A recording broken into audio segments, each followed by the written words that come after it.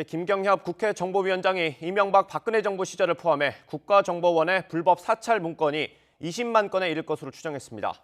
또 과거 대통령 권한대행을 맡았던 황교안 전 총리도 사찰 정보를 보고받았을 것으로 추측했습니다. 이에 대해 국민의힘은 정보를 보고하는 게 국정원의 임무라며 20만 건이 모두 불법 사찰 문건인지도 따져봐야 한다고 반박했습니다. 최하영 기자의 보도입니다. 더불어민주당 소속 김경협 국회 정보위원장이 국가정보원 사찰 의혹을 설명하겠다며 직접 기자들을 불러 모았습니다.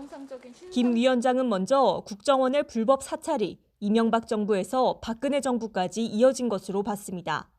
정보 공개를 신청했던 신청자들의 요구에 따라서 자료를 검색한 결과 박근혜 정부 시절 신상 정보 자료도 나오고 있다.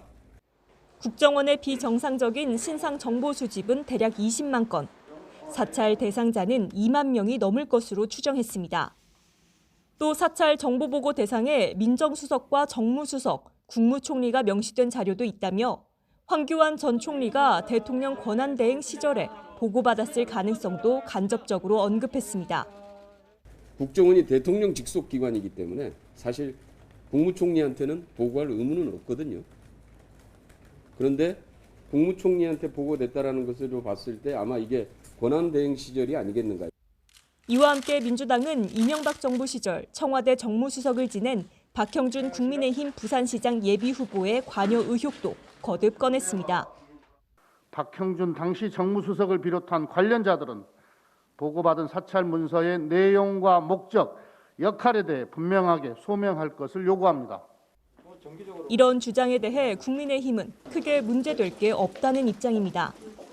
정보위 야당 간사인 하태경 의원은 정보를 보고하는 게 국정원의 임무이고 총리가 보고를 받는 게 이상한 건 아니라며 사찰을 지시했는지가 중요하다고 말했습니다. 또 사찰 문건 20만 건은 확인되지도 않았고 도청이나 미행 등 불법 수단으로 취합했는지도 확인되지 않았다며 말장난에 불과하다고 지적했습니다. 국민의힘은 국정원 불법 사찰 의혹은 선거를 앞둔 이슈몰이이자 색깔 씌우기라는 입장이지만 그뭐의 옛날 얘기를 자꾸만 끄집어내는 건데 나 왜 그런 얘기가 자꾸만 나오는지 잘 이해가 되지 않아요. 민주당은 철저한 진상규명을 거듭 강조했습니다. YTN 최하영입니다.